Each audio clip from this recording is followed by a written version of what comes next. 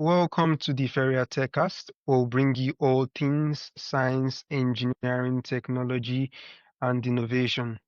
Today we are joined by Dr. Zafra Lerman, a world-renowned chemist, human rights advocate, and founder of the Malta Conferences Foundation, who has dedicated her life to using science as a bridge to peace in the world's most volatile regions. Multiple Nobel Peace Prize nominee and recipient of the US Presidential Award for Mentoring from President Bill Clinton. Dr. Lerman has brought together scientists from conflict zones across the Middle East, including Israel, Palestine, and Iran, to collaborate on critical issues like water scarcity, energy, and health. Beyond diplomacy, she revolutionized science education by integrating chemistry with music, dance, and visual arts to make learning accessible to underserved communities, from homeless youth to incarcerated individuals. So, Dr. Lerman, I'm really happy to have you on the show today. Thank you very much. So, firstly, can you tell us about your Malta conferences and what you do, what you discuss in those conferences? Okay. After September 11, 2001, where the U.S. was attacked and the Twin Towers fell down and 3,000 people were killed, I was the chair of the subcommittee on scientific freedom and human rights. And I, of the American Chemical Society, that is the largest, most influential, probably richest scientific society in the world. So I suggested to the board that it's time that we will concentrate on the Middle East and bring together scientists from all over the Middle East with several Nobel laureates for 5 days, no accompanying members, because chemists know that if they dilute a solution, the interaction is slower. And we didn't want the interaction between the scientists to be slow, so no accompanying members.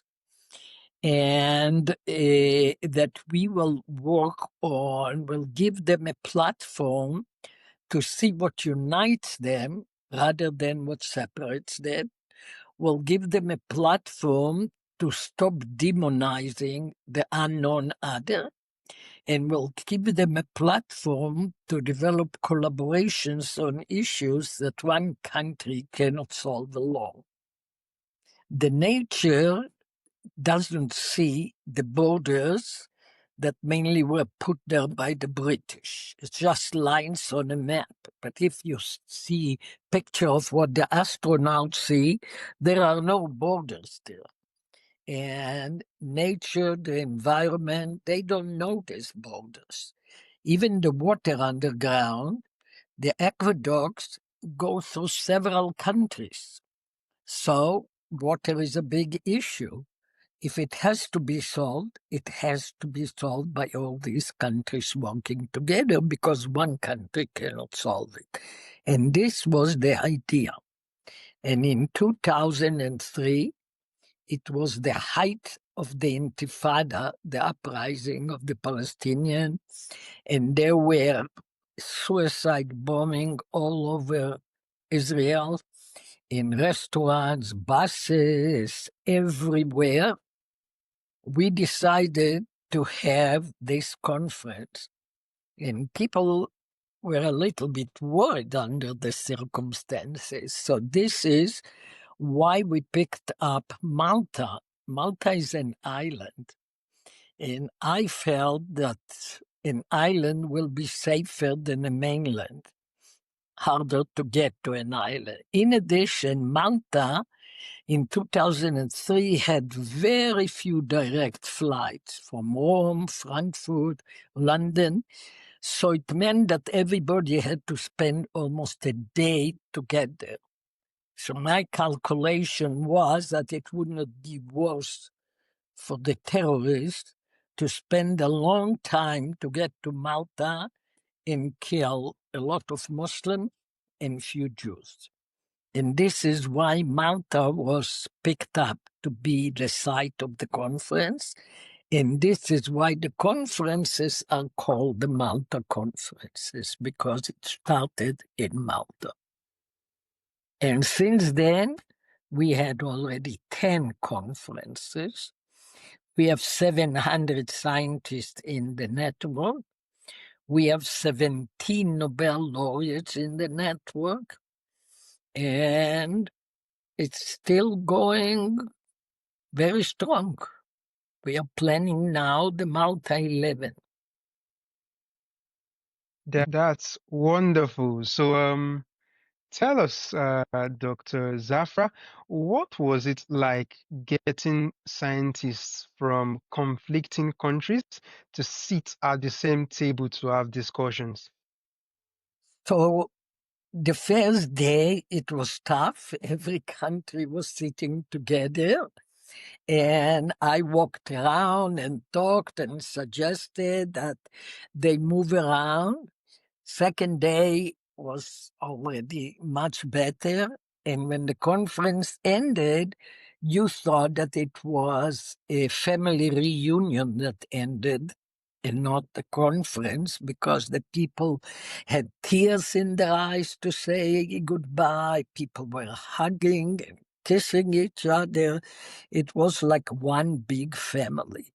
And every time when it ends, they vote to have another one, so we can continue. With the situation now, we managed to get out our scientists from Gaza already a year and a half ago to Egypt. But Egypt doesn't want anybody from Gaza to stay there.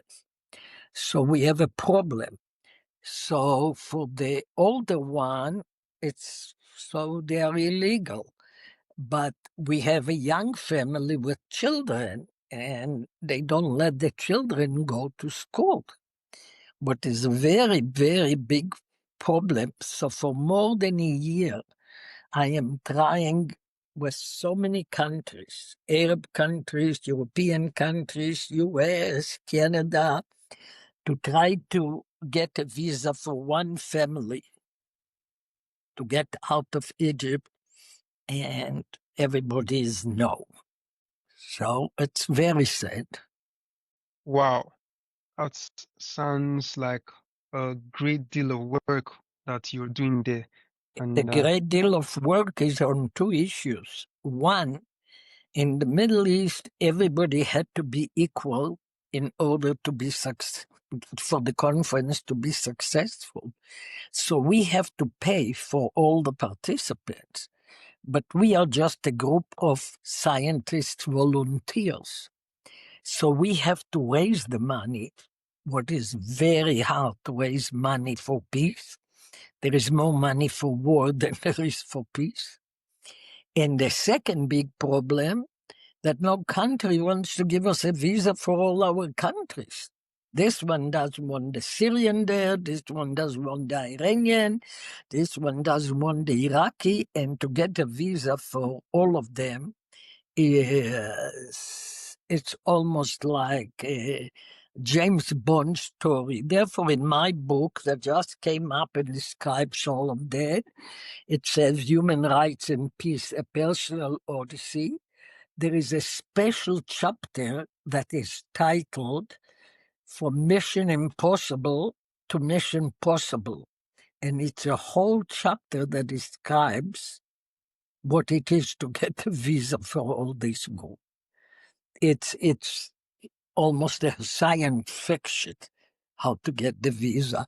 So it's all described in the book in a chapter titled From Mission Impossible to Mission Possible. Sure, it's described the Malta Conferences and what's happening there.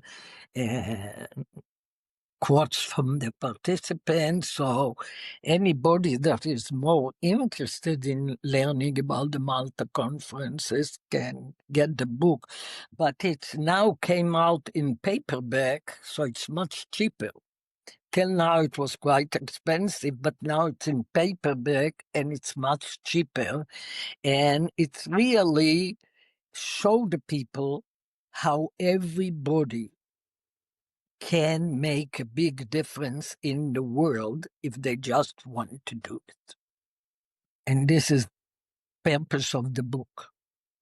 Oh, great. So you just showed us your book and said a thing or two about it. So I'd like to know what was your motivation, the motivation behind you writing the book, and what exactly is the book all about?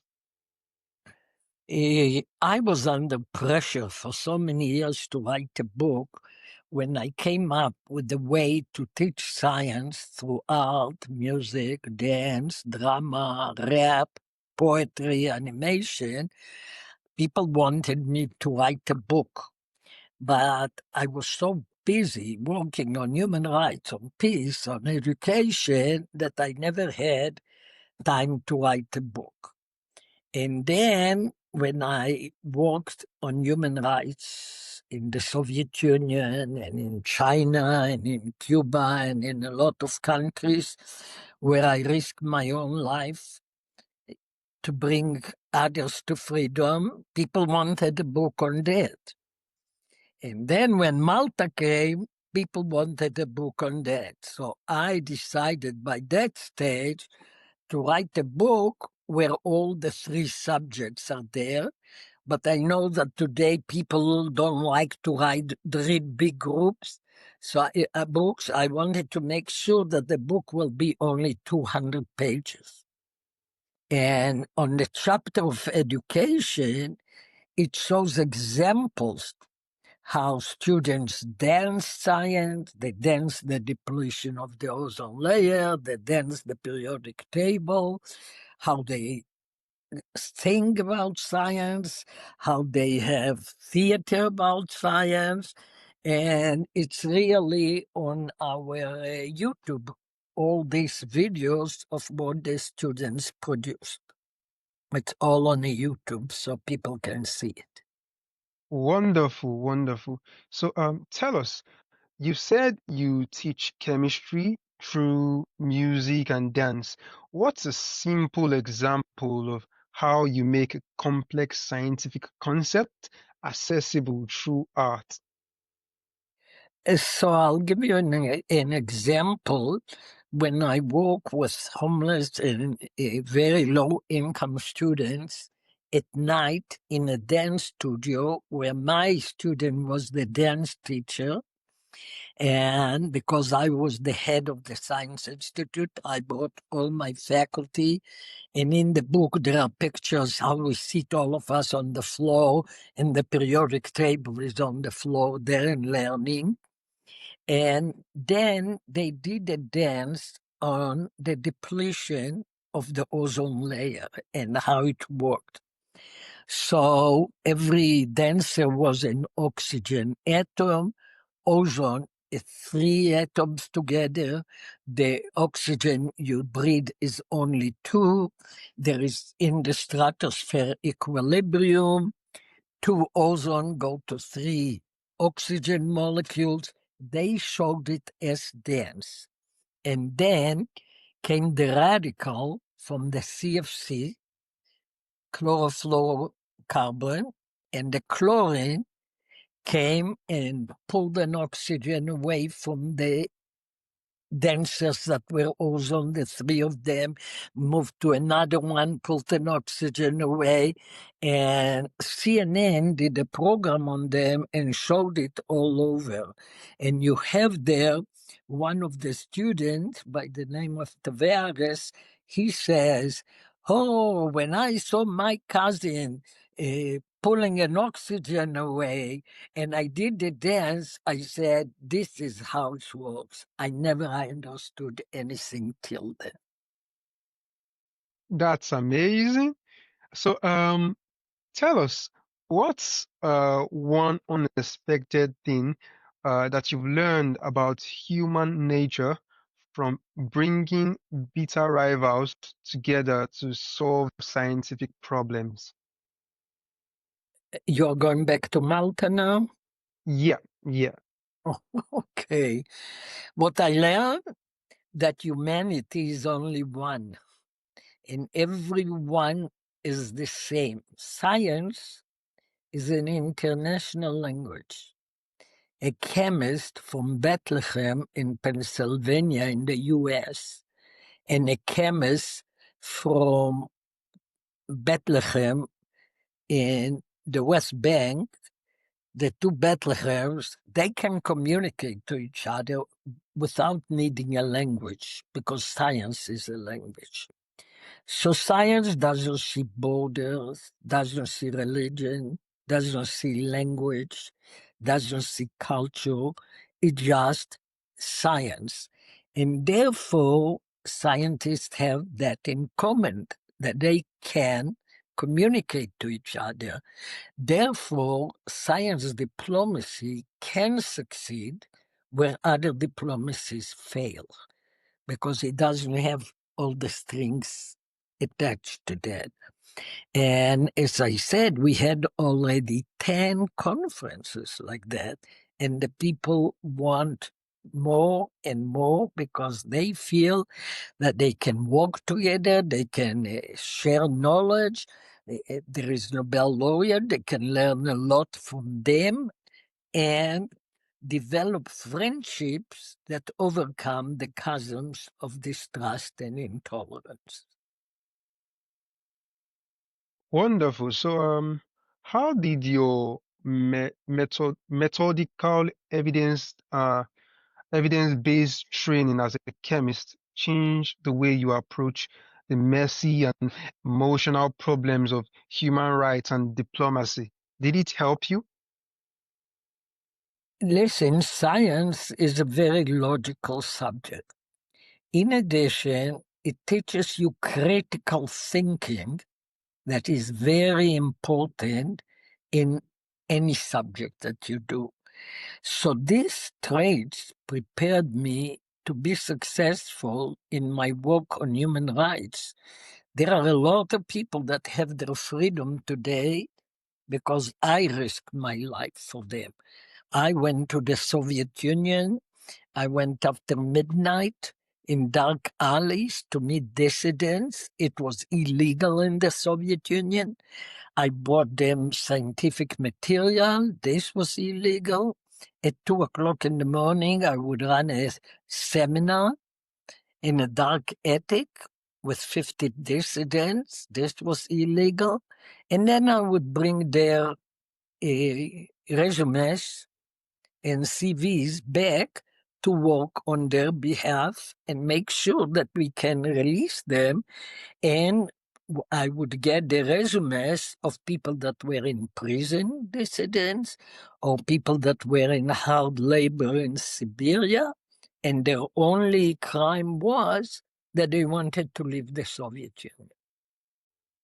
That's great. So, tell us, you've risked your safety meeting dissidents in dark Moscow alleys. So, what gave you the courage to act, even when the logical choice might have been to stay safe?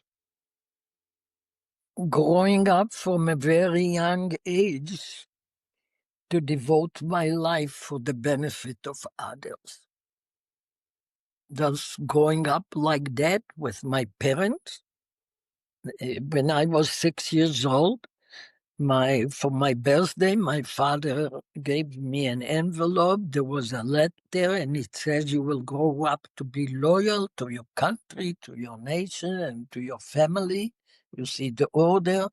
And then it said, and for your birthday, I'm giving you a gift of this amount of money. You will develop it to three. 1/3, you will help orphan kids that don't have parents to buy them anything. So you will help them giving them the money to be able to help buying things for them.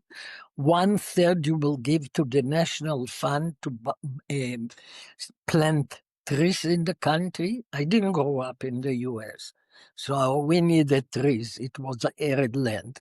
And the last third, you can do what you want. And when you grow up like that, you know that you have to help others. It's just the way that we were brought up in a developing country. I grew up in Israel. When it was a developing country, we had nothing, no roads, no cars, no hot showers, but we had values that trained That's us to devote our life to others. that's such a wonderful story. So tell us, for the scientists and young engineers listening, what's one skill from the lab that is surprisingly useful in building bridges between people in fields like diplomacy? Look, if you work together with somebody to solve the problem in water, because a lot of countries don't have water in the Middle East. It's arid land. And if you work together to help solve this problem, you become very close to each other. You want to solve a problem that affects hundreds and thousands and millions of people. And this is what brings all these scientists together, because they care about science, not politics. And science unites people. Politics divides people. Wonderful. So, in the Malta conferences held so far, has there been any case where different scientists from conflicting countries uh, after the meeting then became personal friends or started a personal relationship that Oh, bonded them together? If there was, could you share a story like that with oh, us? a lot of examples like that. That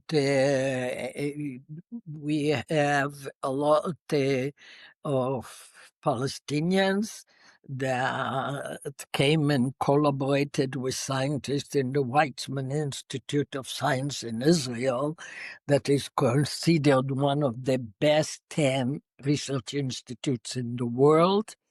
We had, as a result of Malta, Palestinians that did their PhD at the Weizmann Institute, and we even had a professor that spent sabbatical, a whole year sabbatical there.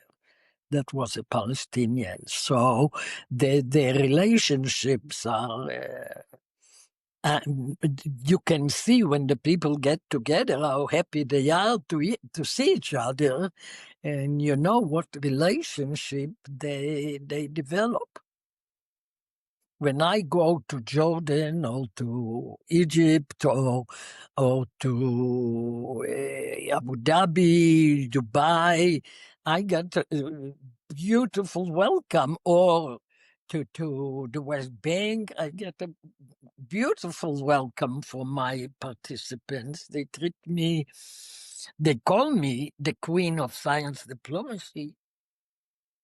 That is indeed a wonderful name to be called. Yeah, there was just now, we had the American Chemical Society meeting in Washington, D.C. There were 12,000 chemists, and there was a symposium in my honor, and there were 10 speakers. In one titled her talk, Zafra Lerman, Wonder Woman in Chemistry, and another title, The Queen of Science Diplomacy, all these names. It was a very, very nice tribute. You know, you don't do these things in order to get recognition, but if you get recognition, it's nice. Wow, Wonder Woman in Wonder. chemistry.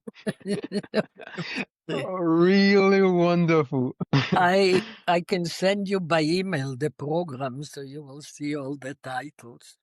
All right. So you focus on getting more girls into science. I mean, you being a woman in science and STEM yourself. So why is it a critical part of building peace and stability in the Middle East and around the world? You know, I believe that science education is a human right that belongs to all.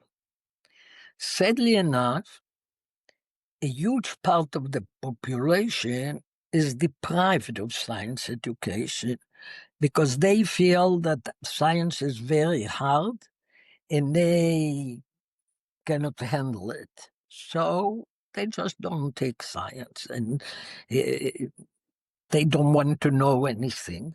But if you have to be an intelligent person and you read even a newspaper, there are lots of things in the newspaper that you need some background in science in order to understand.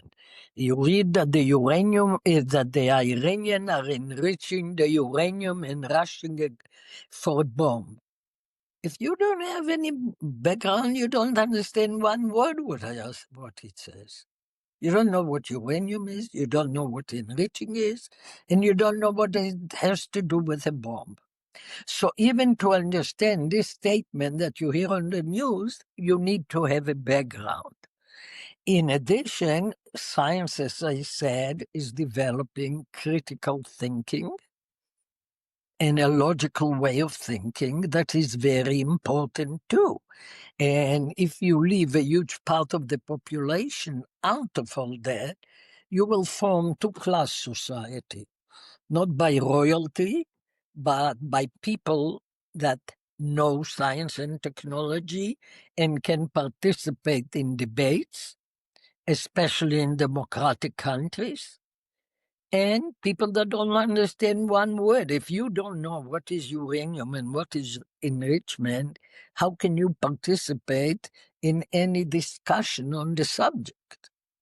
So this is the reason that I developed this attractive way to teach science so we will not leave so many kids behind. I received the first international award in the New Democratic South Africa. So when I was there, I adopted the school district of Soweto. And Soweto is very famous because in one street they had two Nobel laureates. Mandela and Bishop Tutu lived on the same street. I adopted this school district and worked with their teachers to teach the same way as I developed. And these kids did very well. So the point is that we must get everybody to understand science. You don't have to become scientists. I have students that are very successful in Hollywood. But they tell me that what made them successful is what they learned in my class. The critical thinking, the way of developing things, the way they use their major, if it's animation or videos, to communicate science, made them successful in Hollywood. Also, they are not scientists. So this is why it's important and why I call it human rights. And His Royal Highness Prince Hassan of Jordan is King Hussein's brother. He always in lectures says that he loves my statement that science education is a human rights that belongs to all because he believes very strongly in that. So, in your opinion, science is essential to live a better life and one which Correct? is more knowledgeable. Correct, Oh, and live wow. a life of being involved with what is going on in the world, understand what is climate change. I'm sure everybody hears climate change. What is it? You know, a lot of people a lot of places are getting very hot, but people that understand what it is can somehow protect themselves. If it opens a world for everybody, and therefore I don't think that we should leave anybody behind. I think we should include everybody in science education. But we cannot teach in the boring way that science was taught for many years, that the teacher comes in and I'll teach you the structure of the atom, and the poor students don't know what is the atom and why do they have even to know that. It has to be taught relevant to the student's life. Okay, so And then you can explain what is the atom. can you elaborate on how to teach science in a way that it's relevant to the student's life? Okay. I'm in Chicago, and Chicago has a lot of nuclear power plants around. So I start my chemistry class not with the structure of the atom, with what is nuclear power plant. And then I tell the students to bring articles from the newspaper to see if anything is mentioned on the subject, and always there is. And then the student read it, and I said, what does that mean? I don't know. What does that mean? I don't know. So I said, okay, you are surrounded by nuclear power plants, so let's see what it is. And then I asked them if we would be surrounded by coal power plants, from where would the energy come? From burning coal. And if we would have oil power plants, from where is the energy come? From burning the oil. And from where does the energy come? In a nuclear power plant.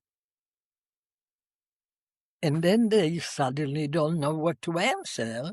They know that you don't burn nuclear, but they don't know what it is. So I said, okay, let's see what is this nuclear. And then I have an opportunity to explain the structure of the atom. But Wow, they all understand that they have to know the structure of the atom in order to understand the article that was in the daily newspaper about the nuclear power plant. It's not out there somewhere that they cannot relate to that. It's something that is relevant to their own life. that sounds like a really fantastic and engaging way to introduce. It's again, there is a huge chapter with pictures in this book, how the students learn and how they used the science to do theater and dance and music and all that. It's all in this book. And for teachers, for sure, it's very important to read this chapter. Sure. So your book contains, this fun and engaging way to introduce a topic or to teach students that you just explained. It also Exactly that. contains, it also contains, helpful information on diplomacy that you've used so far in your career. Oh, the book includes all that, and it's a memoir, so it explains how I grew up and why the way I grew up made me sacrifice my life for the benefit of others. That's wonderful. So, how did you get to put in so many diverse informations in just about 200 plus pages? This is a talent. It's, it explains in the book what it takes to do all that. It's not something I can answer in few minutes, but anybody that is interested. But I see there is, for with me, there is something, there was a dissident, Yuri Tarnopolsky. He was in hard labor in Siberia. And he was the first case I worked on his behalf. And when he was released, the first thing he came to Chicago and he gave a lecture to the Chicago section of the American Chemical Society. This was his first encounter with the U.S., but I received the Andrei Sakharov Award for Human Rights, and he wrote a letter about me. And I loved one paragraph from this letter, and it says, I often wondered what could make a person living in freedom, safety, and comfort to fight for someone, I don't have enough light, deprived of all that and languishing on the other side of the globe. I realized that both the faraway victim and his American guardian angels had something in common. They had the same ability to go against the tide, and they did for science something which could hardly be rationalized an exhausting, messy job of fixing its very foundation. Invisible on the pages of professional journals, they kept science both human and humane. And he explains that the two people have something in common. They went against the tide. And this is another title I have, you see, not only Wonder Woman, not only Queen of Science Diplomacy, he calls me American Guardian Angel. So you see, it's another title. I have a lot of titles.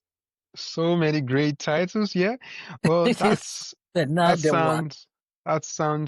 sounded really interesting. So, for our listeners who want to make a difference, what's a small first step they can take to use their technical skills for a greater human good? Everybody can make a change if they want. For people that are interested to bring up the younger generation to be the best, get involved in helping them getting into science and understanding science. If you want to be involved in peace, everybody is surrounded by a lot of conflict around. And if you read my book, you can see exactly how I got involved with all that. I'm not saying that it's very easy in the beginning to bring the people, to have the people agree to even meet, but it's such a pleasure when you can see that you make a difference. To my students, I always used to say, when you go to sleep at night, think, what did you do good for somebody else? And if you did something good, not just for yourself, but for somebody else, you had a very good day. And always remember that it's important. You came to this planet to make it a better place for humankind and not the worst from what you found it. And this is how I was training my students. And this is how I got them involved in a lot of things. But people can look at my personal website, that is zafralerman.com. It's my name, and you can publish it for them. And the Malta website is Malta Conferences, in plural, Malta Conferences Foundation.org. And if there are teachers that want to see really how students dance science and sing science and act science, the YouTube is the Lerman Institute for Advancement of Science YouTube. So you can find all that information. Wonderful. So tell us, what does innovation mean to you as an author, a scientist, and in your unique field of science diplomacy? This is innovation. To manage to bring together people from conflict areas is a big innovation. But we have in Malta, we have workshops on different subjects. And we have workshops on entrepreneurship and innovation.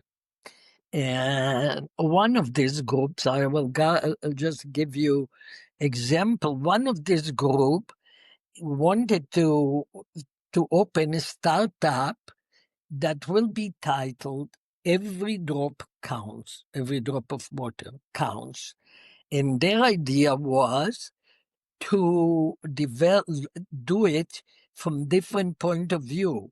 First, to develop a curriculum for the school to teach the children that every drop counts and therefore they should conserve water and how to do this conservation. And then developing much bigger for adult too and have a program of conservation in water because water in this part of the area is very precious. So everything in Malta is innovation. Yeah, even to develop this was a big innovation to develop. You know, in the beginning, the scientists thought that I am making fun of the science by having people dancing science. Today, the Nobel laureates are talking about dancing science. But when I started, it was a big innovation that people did not believe that it can work. I had to fight to show that it's working. So if you have a great idea, go with it. That's amazing. So, finally, Dr. Zafra, tell us, where can our listeners find you or contact you or learn more about your work or get your book? I know you mentioned a website earlier, but I need you to tell us all the means that listeners can get to reach you and learn more about your work. As I said, a lot is in the book. It's now in paperback and it's being sold on Amazon. So this is a good way. I gave my own websites that described a lot of the things I just talked about. And again, it's zafralerman.com. The Malta Conference has a lot of information, and this is Malta Conferences Foundation.org. The YouTube I gave you to, it's Lerman Institute for the, even just Lerman Institute YouTube, you should get to this YouTube. And if anybody wants to get in touch with me, but you will have to somehow indicate in the title that you listen to me on the podcast, because otherwise, if I don't recognize names, I'm getting hundreds of emails. I do delete, and many times I delete important emails. Last year, no, it's this year in March, I got a very big award. I got the International Advocate for Peace Award that before me, President Clinton, President Jimmy Carter got it, Bishop Tutu got it. And sure enough, I deleted it, and the people were very nice. They were so determined to reach me that at the end they reached me on LinkedIn and said, "We are sending you email offering you an award and you don't answer." And I saw that I deleted them. So if it's not clear to me what it is, it's delete. But my email is again my name. It's Zafra at zafralerman.com. So everything Uh, is in my name. All right, But Dr. my Zafra. students did it. It's my students did all this website and the email. So they put my name. Even in one of this video, they did a beautiful project. It's called 007 on the periodic table, but they have even an element that they called it safrinium. In my honor, my students formed a new element, and they called it safrinium. They have a video on that. It's hilarious. Interesting. I guess I'll go check out that video myself. All right, Dr. Zafra, it's been a By really the way, wonderful the name of the conversation. book again is Human Rights, a Peace, a Personal Odyssey.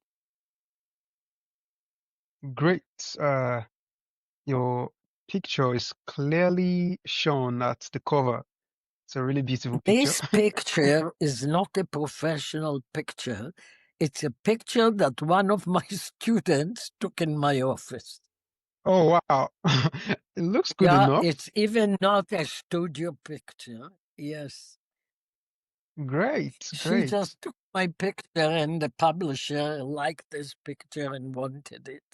Yeah, it looks well suited to be in the cover of a really nice book like that. Yeah. All right, Dr. Zafra, it's been a really wonderful conversation with you today, and I'm excited to have you on the show. Thank you very much.